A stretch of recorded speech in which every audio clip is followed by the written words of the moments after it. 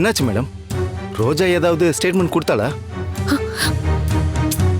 இல்லங்க, நாங்களும் எவ்வளவோ விசாரிச்சு பார்த்துட்டோம். வாயே திறக்க மாட்டேங்கிறா. யாரு செய்ய சொன்னதுன்னு எப்படி கேட்டு பார்த்தாலும் நான் தான் பணத்துக்கு ஆசைப்பட்டு எடுத்தேன்னு சொல்றா.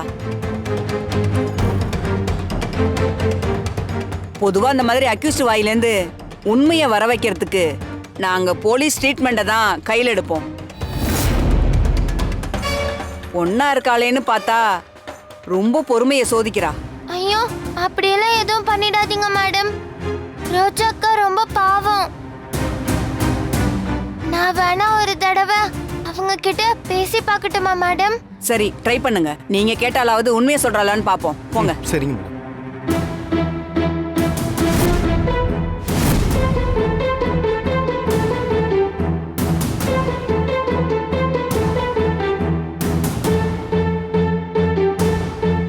ரோஜாக்கா, ஏன்க்கா இப்படி பண்றீங்க?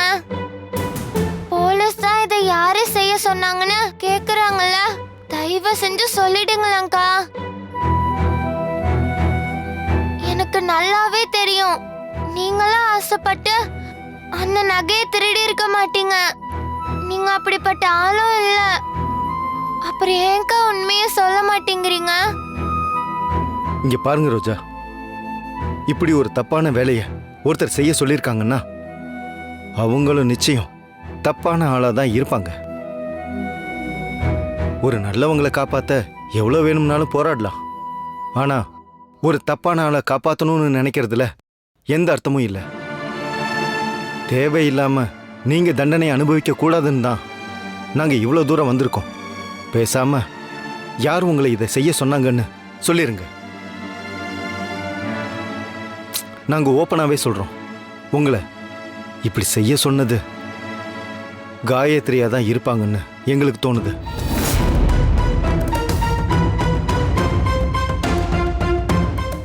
அவங்கள தவிர அந்த நகையை திருடணும்னு வேற யாரும் நினைக்க போறதில்ல.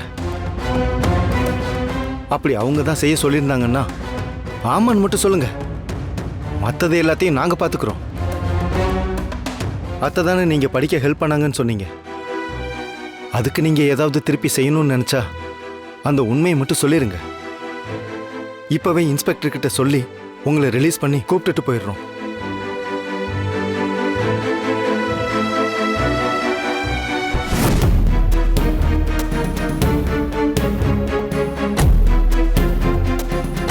சொல்லுங்கக்கா, காயத்ரி பாட்டி தானே இதை செய்ய சொன்னாங்க?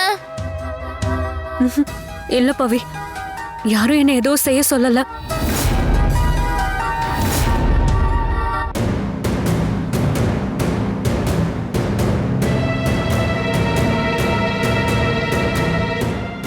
அடடா, மேடம் சொன்னதை மறந்துட்டானே. இவங்க இங்கே தான் இருக்காங்களா? சார், என்னால் இப்போ உள்ளே வர முடியாது. அப்படியா? நீங்களே பேசி அந்த பொண்ணை ஜாமீனில் வெளியே கொண்டு வந்துருங்க. சரி சார். நான் கார்லேயே வெயிட் பண்ணுறேன். சரி சார். போங்க.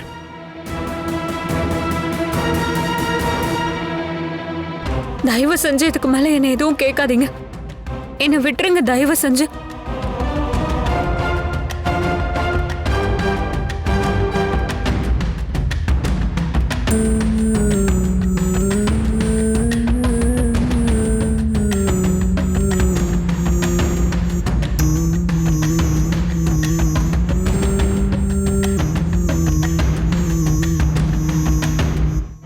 என்னாச்சு? நீங்க கேட்டாவது உண்மையை சொன்னாளா? இல்ல மேடம். அதான் சொன்னனே, அவ யாரையும் காட்டி கொடுக்க கூடாதுன்னு ரொம்ப ஸ்ட்ராங்கா இருக்கா. இருந்தாலும் அவ யார் யாருக்கெல்லாம் ஃபோன் பண்ணான்னு கால் டீடைல்ஸ் கேட்டிருக்கோம். அது வந்ததும் இதுக்கு பின்னாடி யார் இருக்கான்னு தெரிஞ்சிரும். மேடம், நான் லாயர் சேதுராமன். ரோஜாவை நான் ஜாமீனில் எடுக்க வந்திருக்கேன். இந்தாங்க.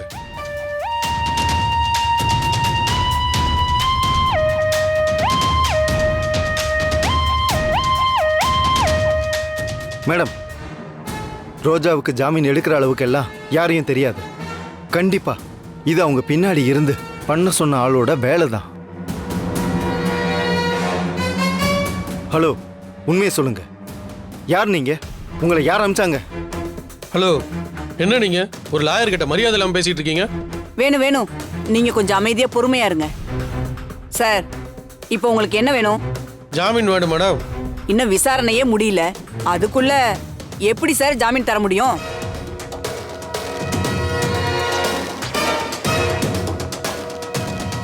அதுவும் இல்லாம அந்த பொண்ணு விசாரணைக்கு சுத்தமா கோஆபரேட் பண்ண மாட்டேங்கிறா. அதனால ஜாமீன்லாம் தர முடியாது. என்ன மேடம் இப்படி பேசுறீங்க? அதான் ஜாமீனுக்கான எல்லா பேப்பரும் கொடுத்துட்டேனே. இதெல்லாம் பத்தாது சார். கேஸ் கொடுத்தவங்க இங்கே தான் இருக்காங்க. இந்த பொண்ணை கையும் களவுமா பிடிச்சிருக்காங்க. எஃப்ஐஆர் ஸ்ட்ராங்கா இருக்கு. அதனால ஜாமீன்லாம் கிடைக்காது. அதுக்கு மேல உங்களுக்கு ஜாமீன் வேணும்னா அதை கோர்ட்டில் ப்ரொடியூஸ் பண்ணுங்க. இப்போ இங்க இருந்து கிளம்புங்க. இந்தாங்க. ஹலோ, உங்களை தான் சொல்றேன், வாங்கிட்டு கிளம்புங்க.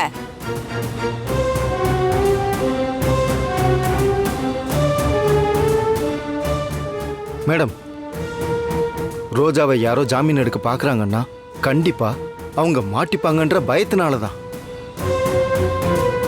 நீங்க சீக்கிரமா அந்த கால் ஹிஸ்டரியை வாங்கி இதுக்கு பின்னாடி யார் இருக்காங்கன்னு கண்டுபிடிங்க. அப்படி இல்லைன்னா கண்டிப்பா அவங்க இதுல இருந்து தப்பிச்சிருவாங்க. கவலைப்படாதீங்க. கால் லிஸ்ட் மட்டும் இல்ல, இவ பின்னாடி யார் இருக்காங்கங்கிற வரைக்கும் நான் கண்டுபிடிக்கிறேன். இதே ஜெயில்ல நான் அவங்கள கொண்டு வந்து வைக்கிறேன்.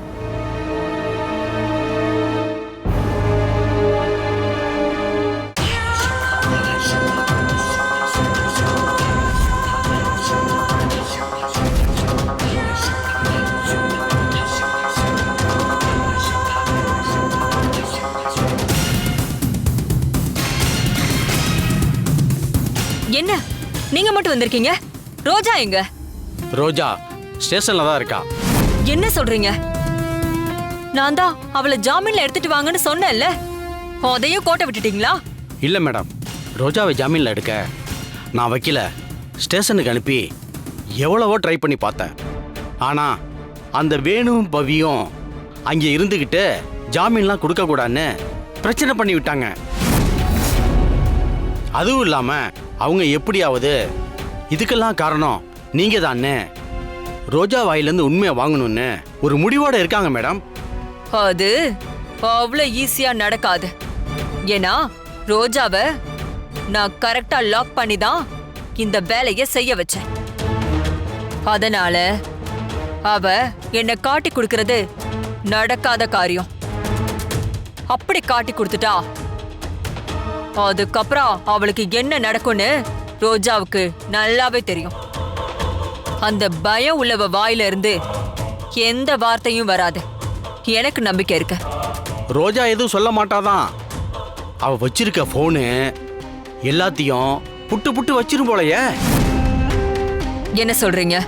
ஆமா மேடம், இந்த நகை விஷயத்துக்காக நீங்களும் ரோஜாவும் அடிக்கடி போன்ல பேசிருக்கீங்க. அந்த கால் லிஸ்ட்டை எடுத்தா உங்களுக்கும் அவங்களுக்கும் சம்பந்தம் இருக்குன்னு ஈஸியா கண்டுபிடிச்சிட முடியும். அந்த லேடி இன்ஸ்பெக்டர் வேற ரொம்ப நேர்மையா இருக்கா. அவங்க கையில உங்க கால் லிஸ்ட் கிடைச்சா அதையே ஆதாரமா வச்சுக்கிட்டு கண்டிப்பா உங்களை அரெஸ்ட் பண்ண தான் பார்ப்பாங்க.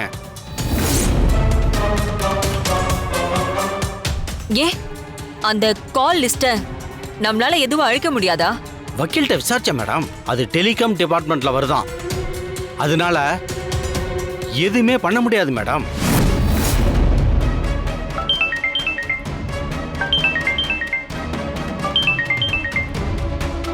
யாரு மேடம்? ஜோதி கூப்பிடுறா. என்ன விஷயம்னு தெரியல.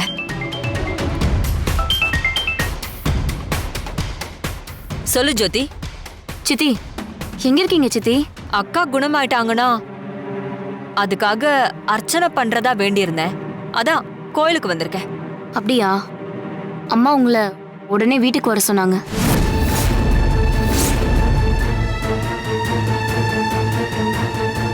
சித்தி, சித்தி, லைன்ல இருக்கீங்களா? ஆ அ, இருக்கேன். சொல்லு ஜோதி. என்ன சொன்ன? இல்ல சித்தி, அம்மா உங்களை வீட்டுக்கு வர சொன்னாங்க. ஏதோ முக்கியமான விஷயமா பேசணுமா? அப்படியா? என்ன விஷயம்? அது தெரியல சித்தி. உடனே கிளம்பி வர சொல்லுன்னு மட்டும்தான் சொன்னாங்க. நீங்க கொஞ்சம் சீக்கிரம் வந்துடுறீங்களா? சரி, வரேன் ஜோதி. சரி சித்தி. ரமா உடனே வர சொல்லியிருக்கா. என்ன விஷயம்னு தெரியலையே. ஏதோ தப்பா இருக்கு. காரணம் இல்லாம ரமா இப்படி என்ன வர சொல்ல மாட்டா.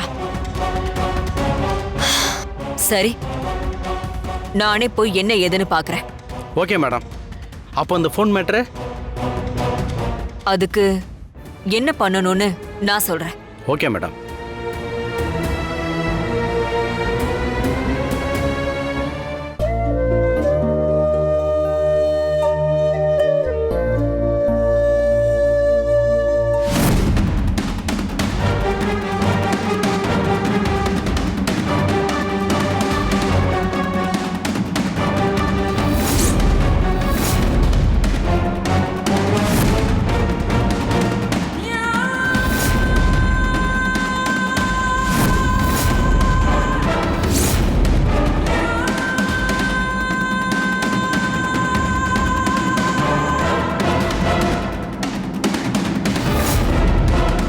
வாங்க பாட்டி.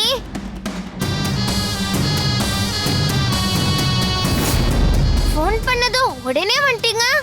வாங்க வாங்க, உங்களுக்கு தான் எல்லாரும் வெயிட்டிங்.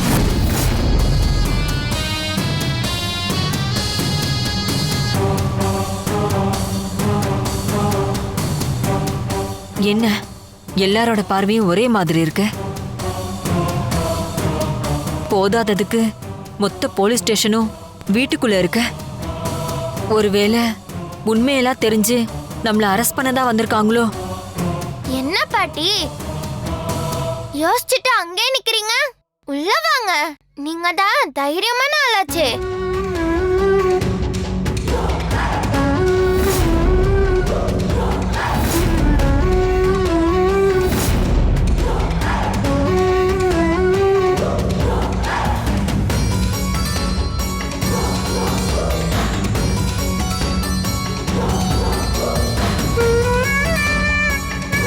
சொல்லுங்கக்கா, அவசரமா வர சொல்லியிருந்தீங்க.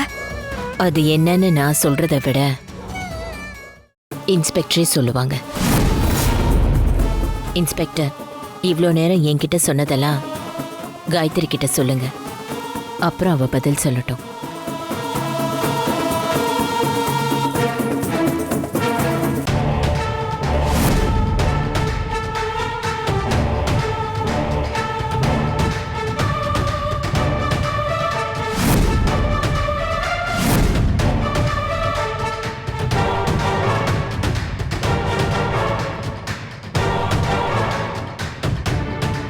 ஆமா, நீங்க இவங்களுக்கு என்ன முறை? ஓரகத்தி. அப்படின்னா ஒரே அண்ணன் தம்பிங்களை கல்யாணம் பண்ணவங்க, கரெக்டா? ஆமா. இப்போ உங்க ஃபேமிலி எல்லாம் எங்க இருக்காங்க? அதெல்லாம் உங்களுக்கு எதுக்கு? கேட்ட கேள்விக்கு மட்டும் பதில் சொல்லுங்க. என்கிட்டே எதிர்கேள்வி கேட்காதீங்க. எல்லாரும் ஃபாரின்ல இருக்காங்க. அதனாலதான் நீங்க இப்ப இவங்க வீட்ல இருக்கீங்களா? நான் என் வீட்ல என் சிஸ்டரோட தான் இருந்தேன். அவ ஃபாரின் போனதுனால இப்ப இங்க இருக்கேன். ரோஜான்னு ஒரு பொண்ணை நாங்க அரெஸ்ட் பண்ணி கூட்டிட்டு போனோமே, அந்த பொண்ணு உங்களுக்கு தெரியுமா? தெரியுமே.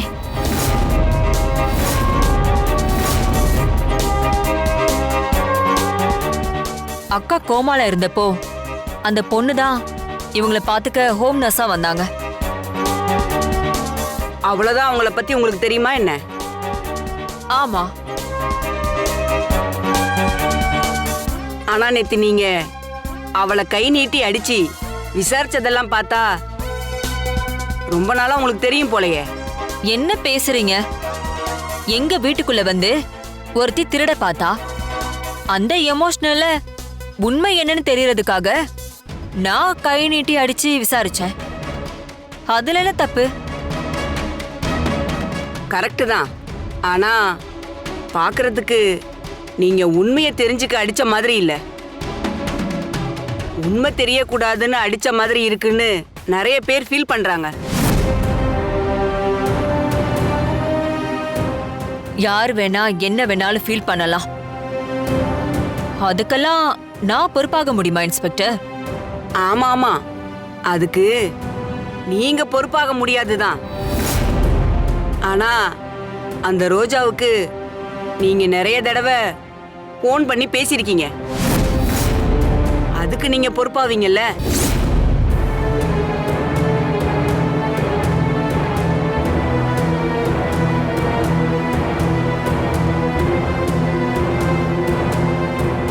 என்ன இவ்வளோ நேரம் கேட்ட கேள்விக்கெல்லாம் டான்னு பதில் வந்துச்சு, இப்ப என்ன சைலண்ட் ஆயிட்டீங்க? இல்ல, நீங்க என்ன கேக்குறீங்கன்னு எனக்கு புரியல. அதாவது ரமா மேடத்தை பாத்துக்க வந்ததுக்கு அப்புறம் தான் உங்களுக்கு ரோஜாவே தெரியும்னு சொன்னீங்க. அப்படி இருக்கிறப்போ எதுக்காக அவங்களுக்கு அத்தனை தடவை கால் பண்ணி பேசியிருக்கீங்க? எதுக்காக பேசியிருப்பேன்? ரமாவோட ஹெல்த் கண்டிஷன் எப்படி இருக்குன்னு அதை தெரிஞ்சுக்கிறதுக்கு பேசியிருப்பேன். இதெல்லாம் ஒரு கேள்வியா? ரைட்டு, ஹெல்த் கண்டிஷனை தெரிஞ்சுக்க ஒரு நாளைக்கு ஒரு தடவை கால் பண்ணி பேசலாம். ஒரே நாள்ல பல தடவை கால் பண்ணி யாராவது பேசுவாங்களா என்ன?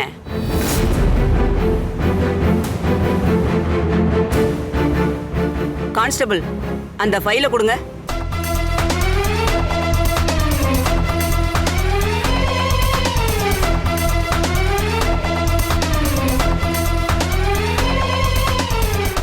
இது என்ன தெரியுமா?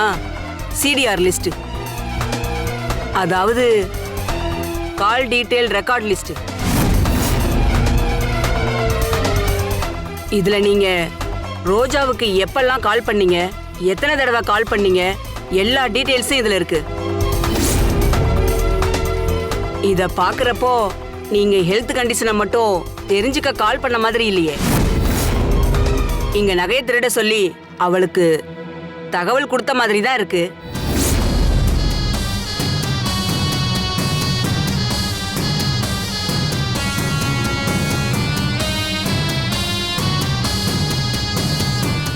சொல்லுங்க, அதான உண்மை?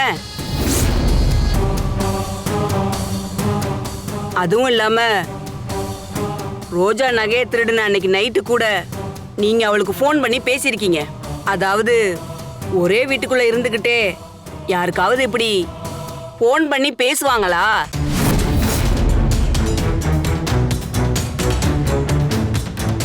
இதெல்லாம் வச்சு பாக்குறப்போ நீங்க தான் ரோஜா கிட்ட நகையை திருட சொல்லிருக்கீங்கன்னு நல்லாவே தெரியுது. கரெக்டா மிஸ்ஸஸ் காயத்ரி?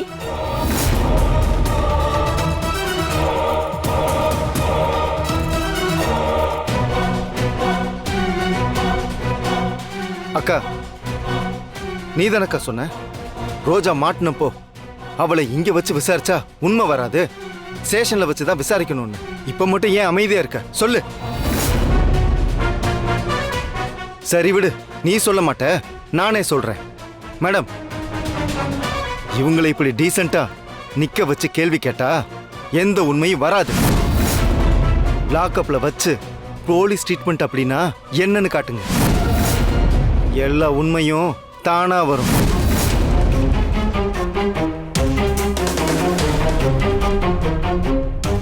இல்ல வேணும், அது தப்பு.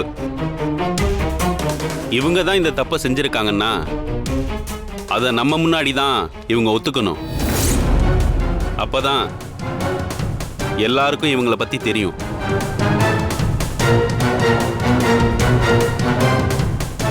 ஸ்டேஷன்ல வச்சு விசாரிச்சா அவங்க வேற ஒரு கதையை சொல்லி தப்பிக்க மாட்டாங்கன்னு என்ன நிச்சயம்?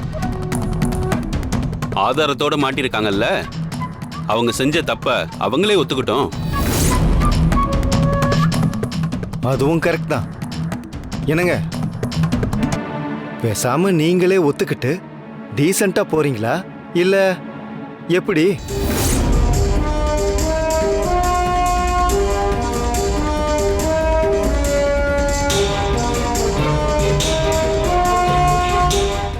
காயத்ரி, இதுக்கு மேல நீ அமைதியா இருக்கிறதுனாலயோ இல்ல பொய் சொல்றதுனாலயோ இதுல இருந்து நீ தப்பிக்க முடியும்னு தோணல.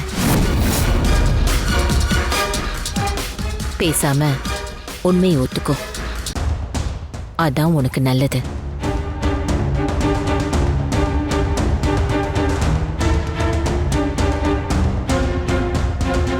சரி, ஒத்துக்கிறேன். நான் ரோஜாவுக்கு ஃபோன் பண்ணது உண்மைதான்.